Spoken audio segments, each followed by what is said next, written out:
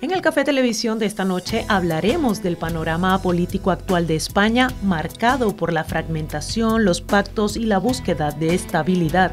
El Partido Popular se enfrenta al reto de consolidarse como la principal alternativa de gobierno con Alberto Núñez Feijóo al frente. Para ello hablaremos con el secretario general del PP en Salamanca, también diputado de Cultura y alcalde de Santa Marta, David Mingo. David Mingo señala que Salamanca es una de las provincias olvidadas por el gobierno central, pero desde Salamanca no descansan y trasladan a Madrid las principales preocupaciones de los salmantinos. Como diputado de Cultura nos hablará del gran y variado abanico de actividades programadas a lo largo del año y que llega a muchos municipios de la provincia, de la nueva ley de residuos y suelos contaminados, de la puesta en marcha de las obras de conexión de la red de suministro de agua de calidad para Santa Marta, de la construcción del polígono industrial en el municipio. De eso y mucho más nos hablará hoy David Mingo. Creo que estamos en este momento pues intentando transmitir nuestro mensaje en positivo a la ciudadanía y nuestras propuestas evidentemente pues de gobierno y de estabilidad y de volver a la seriedad. Yo creo que hoy la cultura en los pueblos es posible gracias a la Diputación también, sin duda alguna. Ya que a la vez de todo esto pues programamos muchísimos y financiamos muchísimos festivales, muchísimas iniciativas que parten de los propios municipios. Nosotros les damos cobertura y financiación y medios para poderlo hacer. Cuando se establecía una tasa por un servicio, el ayuntamiento podía decidir si asumir parte del gasto o no. Y la directiva europea nada dice de esto. No ha obligado a nadie a decir, no, usted repercútale el 100% del gasto a sus vecinos. Esto lo ha dicho el Gobierno de España en la regulación, a través de los pactos con sus socios. Pero junto con el término de Perabravo, en total tenemos cerca de 200 hectáreas que queremos reconvertir en zona industrial. Reconvertida normativamente ya lo está, porque está contemplado en el plan general, y tenemos posibilidades de inversión por parte de, en este caso, posiblemente del Somacil, que es con quien estamos trabajando. Bueno, yo creo que es un momento de crecimiento. El Partido Popular con Feijóo pues, ha recuperado sus posiciones. Pasamos un momento que no fue sencillo hace no tanto tiempo, pero bueno, hace ya algún año, y Feijóo yo creo que se ha consolidado como líder estable y sólido del Partido Popular. Y creo que estamos en este momento pues, intentando transmitir nuestro mensaje en positivo a la ciudadanía y nuestras propuestas evidentemente pues de gobierno y de estabilidad y de volver a la seriedad, de volver a hablar, como ha dicho nuestro presidente autonómico, pues de lo que verdaderamente le importa a la gente, ¿no? Porque en este país últimamente se habla poco de lo que es de todos y de lo que importa a todos, y se habla de otras muchas cosas que no tienen nada que ver con el día a día de las personas, ¿no? Que es en lo que Alfonso Fernández Mañueco pues está centrado, ¿no? En hablar de las personas, en hablar de las nueces y no del ruido, ¿no? De ahí esa campaña que hace poco se presentó, una campaña muy ambiciosa desde mi punto de vista para intentar posicionar a Castilla y León entre las 3 comunidades más importantes de nuestro país. Yo nunca había oído algo así a ningún presidente autonómico hasta la fecha. Y a mi juicio pues es de una ambición muy importante, es de querer tener unas miras muy relevantes para tu autonomía, para Castilla y León y para tu partido en Castilla y León, pero en definitiva para la gente de Castilla y León. Y a mi juicio, pues para Salamanca eso va a ser muy positivo, ya lo está haciendo. Es evidente que el crecimiento en las inversiones de la capital y de la provincia de Salamanca pues no han tenido parangón a lo largo de los últimos años de gestión autonómica. Hablo de la historia de la autonomía, esto es así, independientemente de quién haya sido el presidente, ¿no? Y sin embargo con Alfonso Fernández Mañueco pues la realidad es que hemos tenido un nivel, y estamos teniendo un nivel de inversión en la provincia pues antes no conocido, ¿no? Que está preparado para gobernar en solitario sin duda alguna, y yo creo que Feijóo ha demostrado a lo largo de su historia ser un hombre de gestión. Fue director general de Correos, fue director general, creo recordar, que del Servicio de Salud estatal, cuando no estaba derivado a las comunidades autónomas, y en ambas facetas demostró ser un hombre muy solvente, ¿no? Y luego ha sido presidente de Galicia durante muchos años, con un notable éxito en su gestión y un reconocimiento público de ello, ¿no? Yo creo que evidentemente sí, y hay equipos, ¿no? El Partido Popular tiene grandes equipos de personas que tienen una trayectoria muy solvente en la gestión, y yo creo que estamos preparados en este momento para trabajar por los ciudadanos, que al final es el eje de la política y de los partidos políticos. O sea, nuestro fundamento es trabajar por las personas y hacer políticas efectivas para las personas, ¿no? A mí lo que me gustaría, como os he dicho antes, es que gobernara el PP, pero no porque sea el Partido Popular, que es mi partido, ¿no?, sino por el hecho de volver a la racionalidad. Yo veo en Feijóo una persona razonable, una persona sensata y una persona que quiere hablar de cosas normales. Y eso lo necesita el país, lo necesita hasta la democracia del país, porque yo creo que la gente empieza a estar harta de hablar de cosas raras y de estar siempre sometidos pues en el día a día mediático. Vosotros sois periodistas, ¿no?, al escándalo, a la controversia, al lío, al juzgado, a esta etapa a la que Sánchez nos ha sometido al país, en el que todo es pacto raro con alguien que no está aquí, que está condenado, que no viene porque si viene le detienen. Es que claro, estas cosas, de verdad, son insólitas en cualquier democracia, ¿no? Y hemos convertido a la democracia española en una democracia bananera, donde hoy declara el fiscal general del Estado en sede judicial, el fiscal general. Cualquier fiscal del Estado, si declara en un juzgado, tiene que ser apartado de su carrera fiscal. Esto reglamentariamente es así. Claro, la ley y el reglamento no contempla que el fiscal general, no lo contempla porque no lo concibe. Bueno, pues hoy el fiscal general sigue en activo y en actividad cuando está declarando hoy imputado, investigado en un procedimiento judicial por revelación de secretos. Es que esto no es una cuestión de decir la verdad y la mentira de las cosas, es que un fiscal no puede revelar secretos de nadie, y menos por instrucción de un gobierno, y en este caso por un ministro del gobierno, como parece de la apariencia de los hechos que se están conociendo, ¿no? Bueno, pues hay que volver a la normalidad cuanto antes, y yo creo que el Partido Popular está preparado para esto, sí. Sí, sí, sin duda alguna, así es, de hecho las encuestas así lo dicen. Evidentemente, pues oye, el arco parlamentario no es el mismo que el de hace 30 años y evidentemente, bueno, pues las realidades son diferentes, pero desde luego nuestra vocación es gobernar para mayorías, sin duda alguna, no para minorías, contando con las minorías, pero gobernar para las mayorías, y desde luego de gobernar en solitario. Sin diputado de Cultura conozco muy bien lo que me transmiten los alcaldes y concejales de los pueblos, y al final eso es una forma también de escuchar a los territorios, ¿no? Los territorios son los alcaldes de los pueblos, son las personas que están en los pueblos, y en los órganos que gobernamos, desde luego yo creo que sí somos capaces de escuchar y de hacer de correa de transmisión para que otras instituciones nos escuchen. Así lo hacemos con la comunidad autónoma, con la Junta de Castilla y León, y que creo que es una administración, y en el caso de Salamanca, que es la realidad que yo conozco, que sí es muy permeable y que está en contacto permanentemente con la gente de la calle. A otros niveles, pues yo he de decir que creo que no. Nadie está escuchando a los pueblos cuando se eliminan 33 paradas de autobús de 37 líneas concesionales estatales. No se está escuchando a los pueblos en ese caso.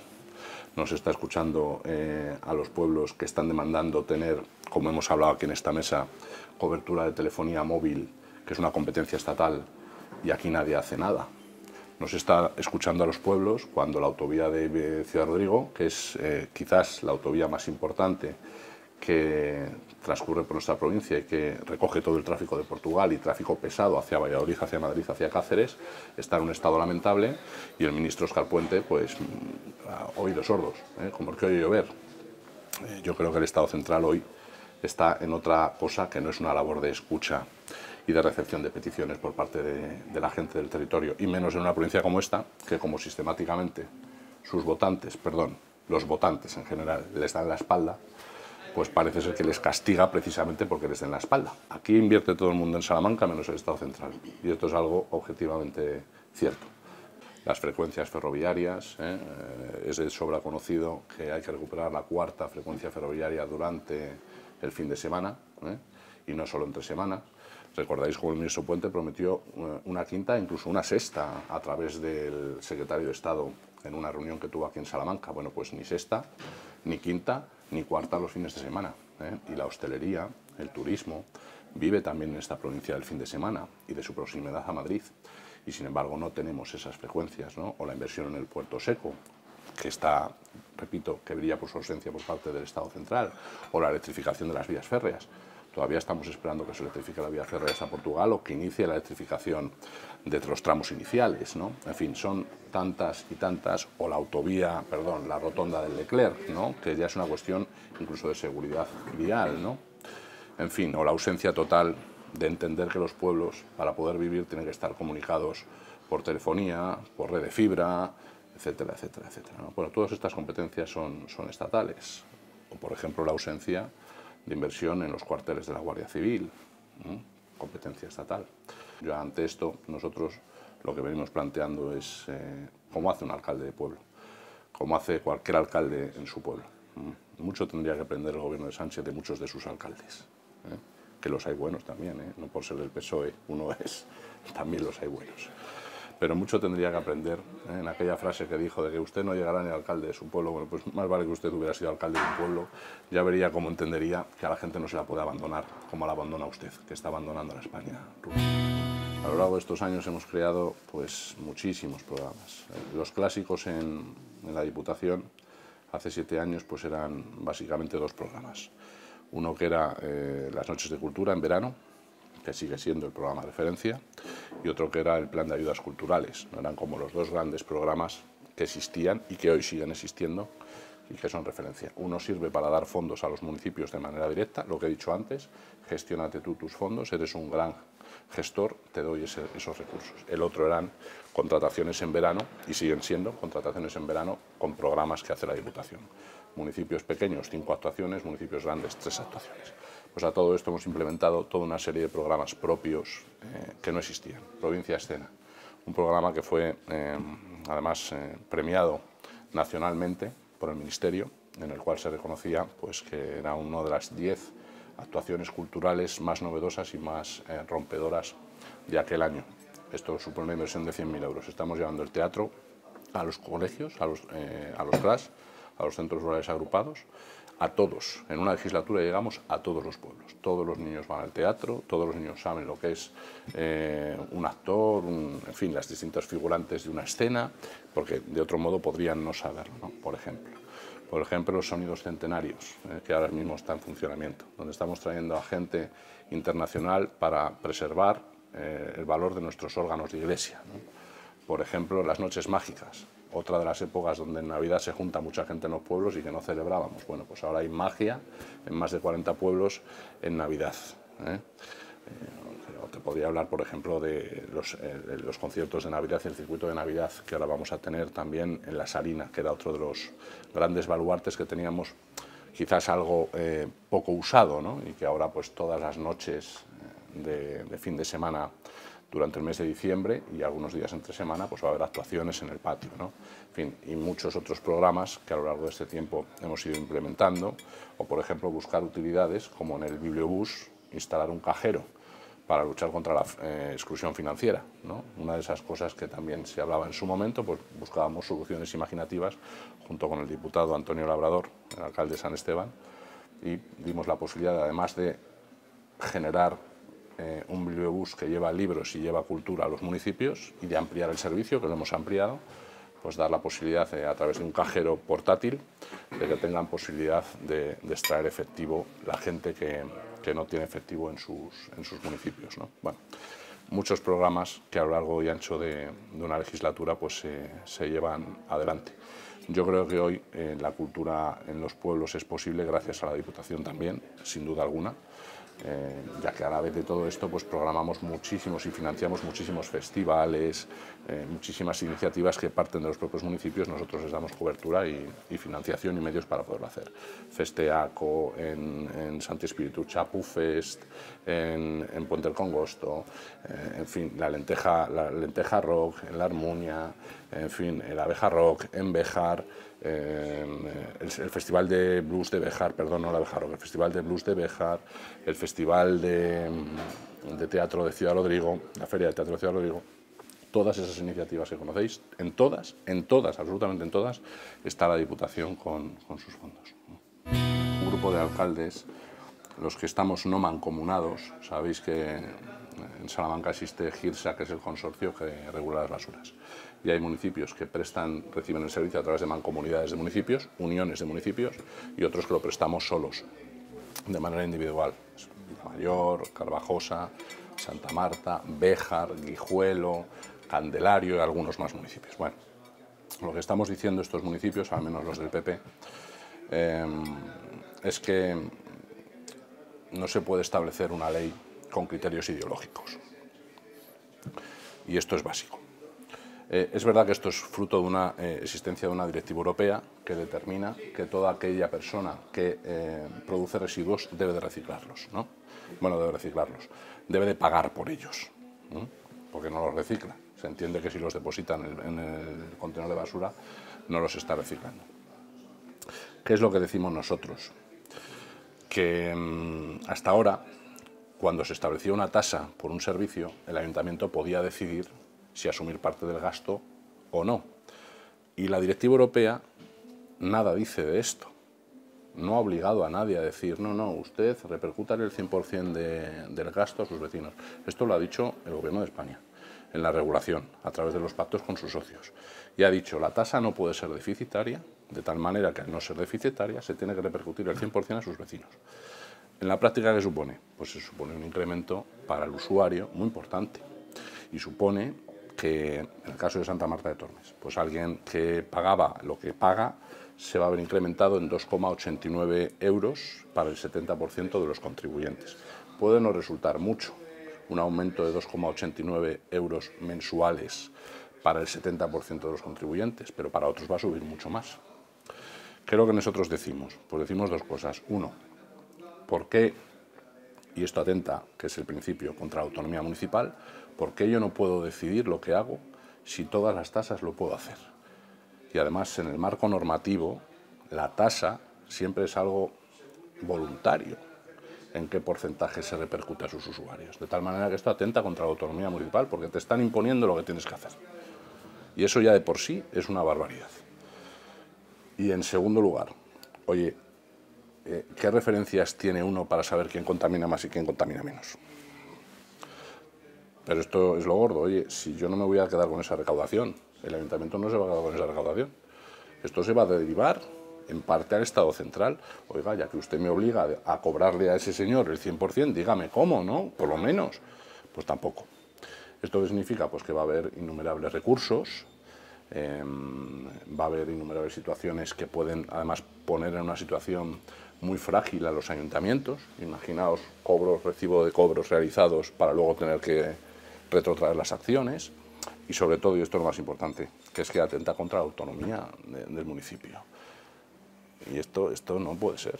Es decir, en un impuesto que no es de recaudación además municipal, porque oye, si fuera todavía de recaudación municipal, a muchos nos libraría de muchas situaciones. La verdad que tenemos el IBI en el 0,44, el más bajo de toda la provincia, pero es que no es eso. Si yo he mantenido una política de contención del gasto, de fiscalidad muy baja, de no repercutirle al contribuyente, al vecino, en definitiva, nada, ¿por qué ahora? Porque alguien me lo diga, por un criterio ideológico, no, es que aquí la basura, oiga, me imponga, pues a mí eso me parece una barbaridad, un contrasentido. Y algo que vamos a seguir peleando, desde luego, que lo vamos a decir a los vecinos claramente. Intentando, en primer lugar, trasladar por todos los medios esto y que lo conozcan, porque el logo que les llega en el recibo es el del ayuntamiento, pero el bolsillo no es el del ayuntamiento, el bolsillo es el de Sánchez. Entonces, eso es lo primero que le estamos queriendo decir. Y es muy importante esto, porque no todo el mundo nos sigue. Nosotros nos creemos que nos sigue todo el mundo y que nos ve todo el mundo, pero no es la realidad, no nos ve todo el mundo. Y entonces hay que insistir en la información. En segundo lugar, pues ya hemos aprobado mociones en el seno del ayuntamiento para poder articular y trasladar a los órganos competentes nuestras reivindicaciones, ¿no? Y luego a nivel político, evidentemente, pues nuestro partido está haciendo toda una serie de acciones también en el seno de la Federación Española de Municipios y Provincias, reivindicativas para intentar revertir esta situación. Pero cuanto menos, informar a la población.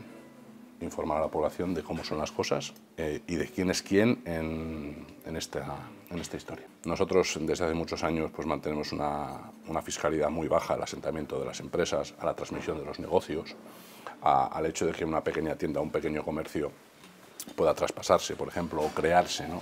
Apenas existen en este momento impuestos o tasas municipales que graven este tipo de situaciones, ¿no? Luego, a su vez, estamos intentando, a nivel de usuario y de comercio local, pues hacer toda una política de difusión y de apertura de brazos del ayuntamiento, ¿no? Nosotros no somos grandes expertos en arte ni en medio ambiente, pero claro, hacemos todo esto que estamos haciendo de museos, de la moto, del grabado. Hoy Goya, hoy ponemos unos grabados de Goya sobre la tauromaquia de Goya en Santa Marta. Con esto lo que intentamos hacer es llamar la atención, que venga gente, que se genere consumo, ¿no? Y eso también hace empresa y hace economía. En segundo lugar, vamos a generar 2 centros de emprendimiento municipales con la intención, evidentemente, de, a través de la universidad, del instituto, pues generar oportunidades en la creación de empresa tecnológica, empresa pues muy en la línea de lo que está trabajando el Ayuntamiento de Salamanca, que es la inteligencia artificial, el Internet de las cosas. De hecho, ya tenemos los fondos para los 2 primeros edificios. El primero salió a licitación, quedó desierto, pero en las próximas semanas ya hemos incluso conseguido nueva consignación y vamos a ver como una realidad la primera de las edificaciones, y seguramente a través de convenios saldrá nuevamente a licitación y tengamos antes de final de año, esperemos, el comienzo de las obras de ese centro de emprendimiento municipal de su primera fase. Pero tenemos ya los recursos para la segunda fase, 1,5 millones de euros que la Diputación de Salamanca nos ha financiado a través del programa Territorio Líder, y que junto a Ciudad Rodrigo y Abéjar pues nos ha destinado 1,5 millones de euros. Junto con la inversión que la Junta de Castilla y León ha hecho, nos ha dado para este primer edificio, pues apenas sin carga fiscal para el vecino de Santa Marta vamos a tener las 2 primeras edificaciones de 3, el proyecto inicial son 3, las 2 primeras edificaciones van a ser una realidad antes de que finalice el año, espero, con el inicio de las obras. En realidad van a ser porque ya está el dinero y está el proyecto, pero la realidad en cuanto a las obras físicas. Y en tercer lugar, llevamos muchos años trabajando en la creación de un espacio de polígono industrial. Este es quizás el apartado más difícil, ¿no? No hay suelo municipal, no hay ni un solo metro cuadrado que sea propiedad municipal para poderlo desarrollar, pero junto con el término de Pelabravo, en total tenemos cerca de 200 hectáreas que queremos reconvertir en zona industrial. Reconvertida normativamente ya lo está, porque está contemplado en el plan general, y tenemos posibilidades de inversión por parte de, en este caso, posiblemente del Somacil, que es con quien estamos trabajando, y esto es una noticia, con quien estamos trabajando para ver si conseguimos sacar adelante el proyecto. No es fácil.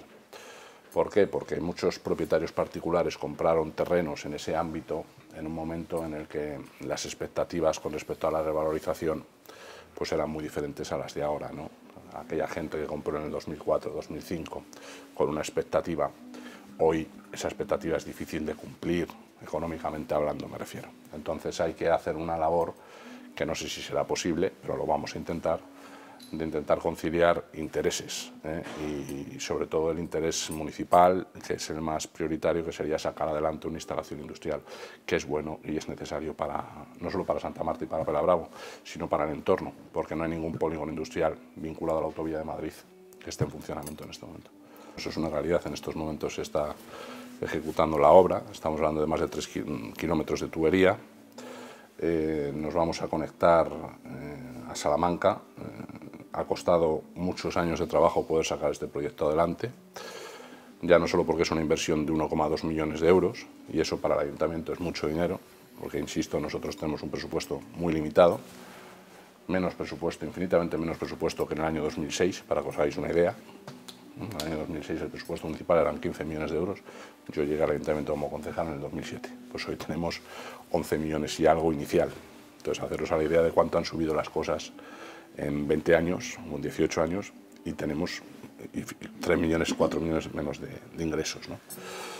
Entonces, esa es una obra importante, que hemos conseguido financiación por parte de la Junta de Castilla y León. Gracias al gobierno de Alfonso Mañueco estas inversiones están siendo una realidad, y también a la Diputación, por supuesto, que nos ha permitido a su presidente Javier tener estas líneas de financiación.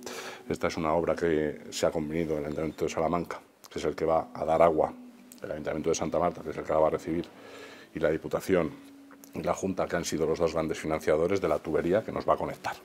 Para que nos entendamos, este es el resumen. ¿Cuándo va a entrar en funcionamiento? Yo espero que antes del verano del próximo año sea una realidad su puesta en marcha. ¿Qué va a suponer? Pues una mejora en la calidad muy relevante, sobre todo en el sabor, ¿no? Porque sanitariamente es un agua apta la que tenemos en Santa Marta, pero el sabor del agua, el olor, es un agua bruta muy mala, porque captamos directamente del río o directamente del canal, y es un agua que tiene que ser tratada de una manera muy potente, y además con una potabilizadora de hace casi 40 años. Esto, además de aumento en la calidad, va a suponer también aumento en la tarifa. Entonces, necesariamente va a aumentar la tarifa, porque ahora vamos a empezar a pagar la tarifa que Salamanca le cobra a los pueblos por venderles el agua, y eso evidentemente pues supone un aumento. ¿Cuánto será ese aumento? Pues hombre, nosotros estamos ahora en los estudios y serán céntimos de euro al día. Pues un hombre pasa por la calle, un hombre que no sabe ni dónde está, no sabe que está en Santa Marta de Tormes, por cierto, y ve un cartel que pone instalación de badén, 6.000 euros, y ve un badén al lado. Y entonces se le ocurre hacer un vídeo en TikTok, subirlo y decir ¡qué barbaridad! Y dice un montón de palabrotas que no voy a decir, nos llama a todos sin saber a quiénes, porque no se refería a nadie en concreto de todo, y hace una foto al cartel, una imagen al cartel y al badén. Claro, y eso enseguida entran en otro tipo de perfiles y empiezan a moverlo. ¡Qué barbaridad! Nadie duda de la veracidad de eso. Nadie duda, nadie pone en jaque, pero ¿cómo es imposible que nadie en la administración haga un badén por 6.000 euros? Evidentemente son badenes, claro. Desde que se presentó la obra era badén, y entonces en todos los documentos oficiales pone badén, pero el badén no es uno, son 4 badenes que tiene alrededor, no solo el que hizo la imagen al lado, sino porque es un cruce, un poquito más atrás otros 3, son 7 báculos con la instalación de señales, son 6 cajetines, y es el tío montándolo allí. Claro, ya empieza a sonar más razonable, ¿no? Pero ¿cómo te defiendes de eso? Pues no te puedes defender. Un perfil lo comparte con otro perfil, lo cogen perfiles nacionales que se dedican a estas cosas, ¿no? Entonces, esto lo que a uno le hace preguntarse es por la veracidad de las cosas y por lo poco críticos que a veces somos con las cosas y con la información que recibimos.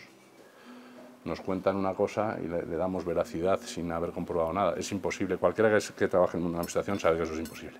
Y es que esto hay que defenderlo, porque si nadie lo dice, pues da la sensación de que aquí nada importa, y no es así. Yo creo que tenemos que tener un poquito más de respeto y de control de lo que hacemos nosotros y de la repercusión de nuestros propios actos.